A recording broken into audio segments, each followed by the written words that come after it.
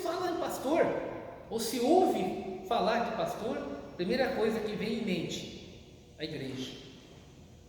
O pastor não está normalmente associado a outras atividades ou a outros segmentos. A palavra pastor está atrelada a uma igreja, a uma comunidade, colhe, cuida, zela. Na antiguidade, não se usava a palavra pastor, ele era chamado de bispo. E hoje, de forma geral, se chama de pastor. E tudo leva a crer que, desde o apóstolo Paulo, já existia uma grande preocupação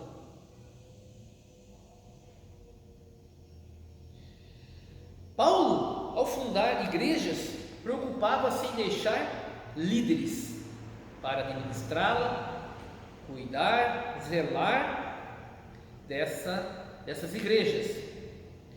Na época, eram chamados de presbíteros e diáconos. A tarefa dos presbíteros,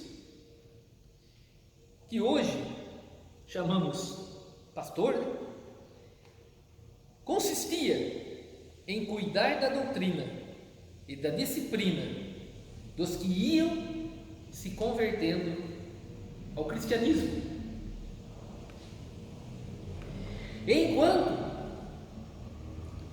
eles criavam uma rede de ajudadores, eram os diáconos que os ajudavam nas demais atividades eclesiásticas. Hoje também nós temos, como eu falei aqui no começo, nós temos o pastor e as demais atividades, os demais departamentos, os líderes de departamentos que o auxiliam. Mas a pessoa responsável pela gestão da igreja, da comunidade, é o pastor. Por isso está focado esse trabalho no ministério pastoral. Então, o pastor, ele cuida de um grupo grande, um grupo pequeno, mas ele está responsável. E essa gestão dele também pode trazer benefícios ou malefícios. Pode fazer com que esse grupo cresça ou fique estagnado e até venha a diminuir. O pastor precisa ter em mente que ele é um porta-voz. Todos precisam ter em mente que o pastor é um porta-voz para transmitir o evangelho. E é através dessa voz que Deus fala ao povo, que Deus fala à comunidade, orienta, ensina, instrui, muitas vezes até repreende. Por isso, o pastor deve ser a voz de um homem, de uma pessoa, uma mulher ou uma pessoa vocacionada por Deus para tal função, para tal ofício, pois é um instrumento de Deus e tem que ter todo cuidado para que ele mesmo não venha a tomar o lugar de Deus na pregação, nas atividades que Deus está fazendo, pois é Deus quem fala através do pregador. Nada é mais vital para uma igreja, uma comunidade, do que a palavra de instrução, a palavra vindo das Sagradas Escrituras, ordenando, orientando.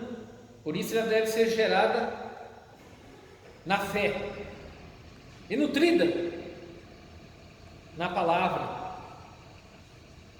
Assim, o pastor é conhecido dentro da sua comunidade pelo que ele ensina, pelo que ele prega e afirma e acredita. A comunidade vai seguir aquilo que o pastor acredita, aquilo que o ministro acredita, aquilo que o ministro prega, aquilo que o ministro ensina. De uma maneira geral, a comunidade vai ter a cara do seu líder, naquilo que ele acredita e naquilo que ele ensina.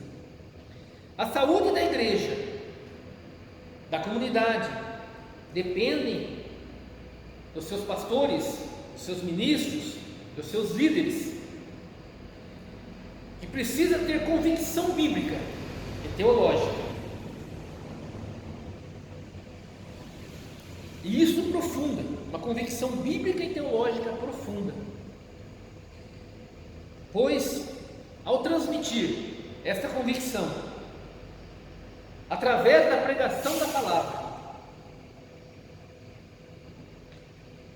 é colocado os princípios da Bíblia e vai formando uma maturidade espiritual dentro do rebanho, dentro da comunidade. Então, vemos que o pastor, ele tem a missão mais sublime e importante, que é ensinar a palavra de Deus, as sagradas escrituras ao povo. E devemos entender que o pastoreamento não consiste somente em sermões, mas levar as pessoas a toda a verdade, em todas as áreas, que possa ser entendida, possa ser cuidada através das Sagradas Escrituras, seja para uma grande multidão, seja para uma pequena multidão, ou seja para um aconselhamento individual, é que precisa levar esta convicção, essa fé e esse ensino, mesmo que seja para uma pessoa. Então, o pastor não é um cargo, não é um emprego. Pastor é uma chamada irresistível, mediante a clara graça de Deus, pois não é mérito humano. O ministério pastoral é um serviço abnegado. Um grupo, seja individual, pequeno, grande ou uma multidão, é chorar com os que choram, é alegrar-se com o que se alegram, é agir com mansidão e humildade. O ministério pastoral é serviço de amor, é uma vocação, é mais coração do que razão. O ministério pastoral pressupõe, principalmente, a dependência de Deus, pois Ele salva, chama e capacita. O ministério é caracterizado pela simplicidade. Jesus é o modelo de entrega, abnegação e consciência da missão, e é o Espírito Santo que capacita a exercer esse ministério, essa essa pastoral. O ministério pastoral é empatia, simpatia e sinergia. É relacionamento sincero, puro e principalmente de comprometimento. Se não tiver comprometimento com o chamado, tiver comprometimento com a sua igreja, com a sua comunidade, com os seus líderes, com os seus fiéis, com a sua membresia, isso não vai ter sucesso, não vai ter uma atuação o qual se espera dele. Mas é um trabalho extraordinário, não para homens extraordinários, mas para homens comuns, vocacionados, que têm o seu maior objetivo, que é que através deles Deus seja engrandecido. O ministério é para poucos que são vocacionados para um trabalho de tamanha envergadura, poucos que são chamados e são tidos com um contentamento, poucos são os que sofrem com alegria no exercício de suas funções, da sua pastoral. É reduzido o número dos que têm amor pelo Senhor e pelo próximo. O ministério pastoral é um combate constante, é uma guerra constante, que leva a uma carreira exuberante com uma fé contagiante. Olha aqui, paradoxo para entendermos o ministério do pastor. É um combate constante, é uma guerra constante, mas é uma carreira exuberante e uma fé contagiante. O ministério é uma pessoa, o ministro, é uma pessoa simples, como o seu mestre. O pastor, o ministro, ou seja, quem estiver imbuído, estiver com esta vocação, ele tem que ser simples como seu mestre, o mestre Jesus. É servir com um amor extravagante, o comportamento no amor, na fé e na pureza. O ministério pastoral é relevante e triunfante em Cristo, e o seu DNA tem a consciência da missão que recebeu do Senhor, de evangelizar, treinar, cuidar pessoas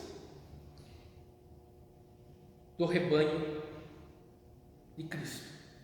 O ministério pastoral tem 3 definições sublimes: pastorear ou apacentar com amor,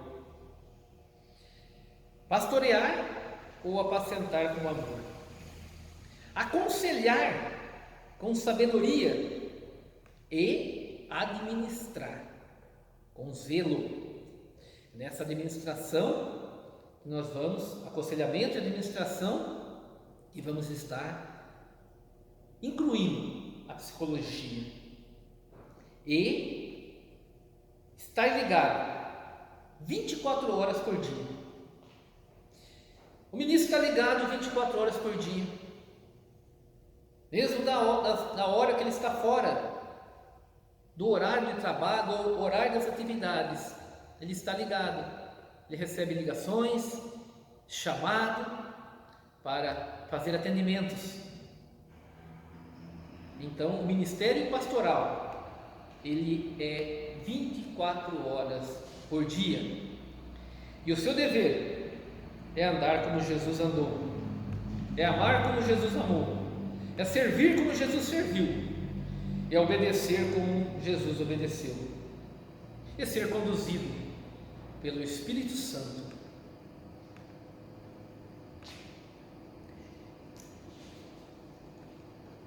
Dando aqui continuidade, agora, quero falar um pouquinho da psicologia.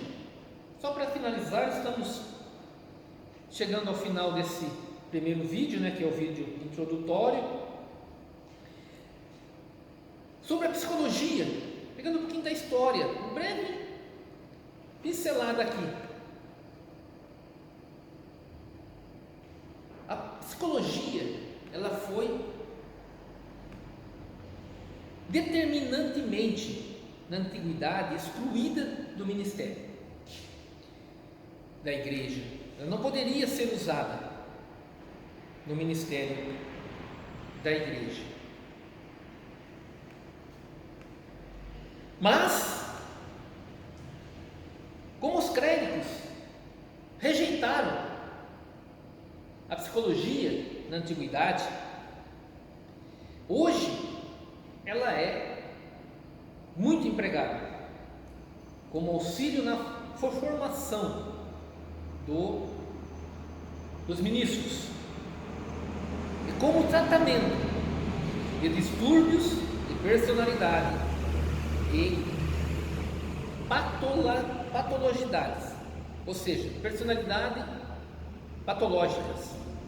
A ciência, que no início queria ser e foi determinada na antiguidade como uma ciência sem alma, parece que de fato ela está sendo uma ciência da alma.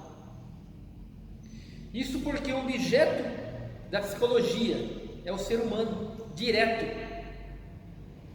o ser humano em sua estruturação e em seu comportamento. E seria o ser humano apenas um corpo que pensa? Somente um corpo que pensa?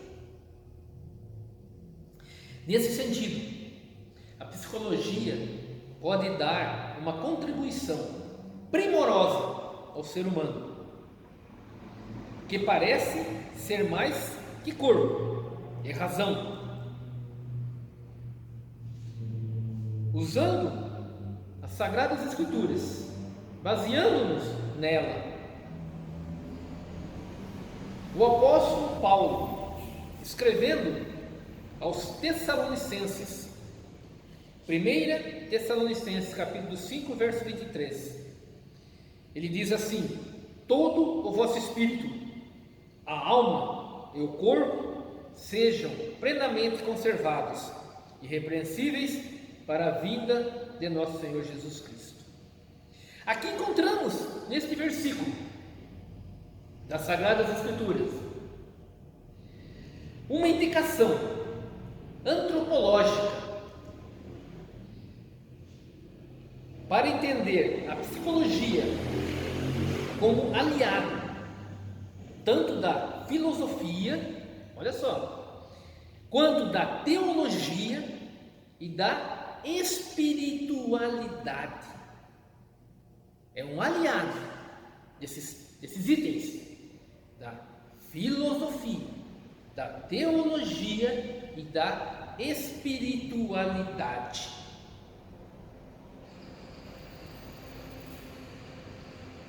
Seguramente, isso depende da linha psicológica e da antropologia adotada pelo psicólogo ou daquele que vai fazer uso de parte dessa ciência, no nosso caso, como um instrumento para auxiliar no ministério pastoral. Não basta somente sou psicólogo. Não. Psicologia é uma ciência. Nós estamos trabalhando com ela como uma auxiliadora no ministério pastoral. Porque a psicologia é antropologicamente neutra. Com esta ressalva, não há por que duvidar da efetividade de uma intervenção psicológica adequada para pessoas cristãs em geral, uma aplicação adequada da psicologia, adequar, contextualizar as situações e aplicá-la cada um para um indivíduo, no seu aconselhamento, na sua gestão, assim como ciência da alma. Não se pode negar o fato de que o ser humano está propenso a buscar sempre o sentido da sua vida com Deus. E, embora existam, muitas divergências e contradições entre a psicologia e a teologia, não se pode negar o fato de que hoje em dia se faz necessário o estudo e o conhecimento da psique do ser humano através do seu comportamento e atitudes no ministério pastoral. E é necessário que o líder de uma igreja esteja preparado para saber como lidar corretamente o aconselhamento, orientando, encorajando, ou até mesmo encaminhando a pessoa a buscar a ajuda de um profissional. Tendo conhecimento, vamos detectar se é necessário passar para o profissional. Então, o líder, com auxílio, ele vai ver que, como pastor, ele não é um psicólogo, ele está usando o conhecimento da psicologia, e ele tem a possibilidade de detectar distúrbios, detectar situações, detectar a necessidade de um tratamento profundo, de um tratamento realmente com um profissional da área voltado para as determinadas situações que ele detectou e ter a inteligência para poder encaminhar para um tratamento específico que vai melhorar a sua qualidade de vida, vai ajudá-lo a ter uma melhora considerável.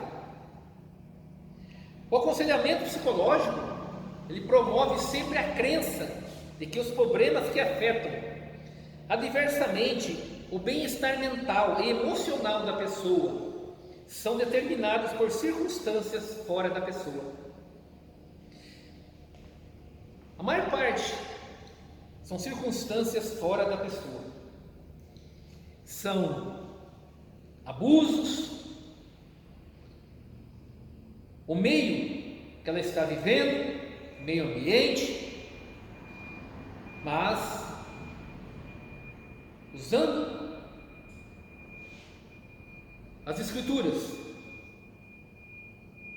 usando a ferramenta da psicologia, o pastor ou o ministro pode ali estar ajudando e contribuindo em muito para a melhoria e a saúde do seu rebanho. Então encerro por aqui esse primeiro vídeo introdutório, o qual dei a introdução, um breve resumo do que vai ser tratado nos próximos vídeos. Então aí vou tratar especificamente sobre o pastorado, sobre a psicologia, o aconselhamento. Então, assista todos os vídeos para poder entender realmente como que é importante desvendar essas ideias, esses conceitos que às vezes nós temos errados sobre o ministério pastoral, o pastor e a teologia, a psicologia e o aconselhamento pastoral.